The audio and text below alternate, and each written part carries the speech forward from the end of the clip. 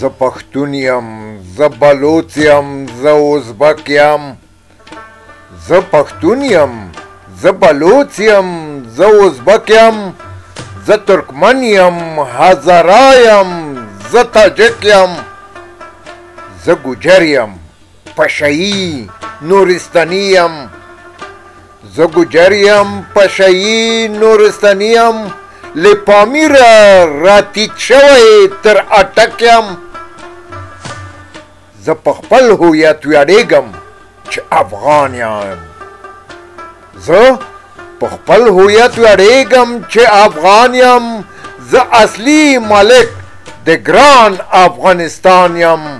زه اصلي مالک د ګران افغانستان یم.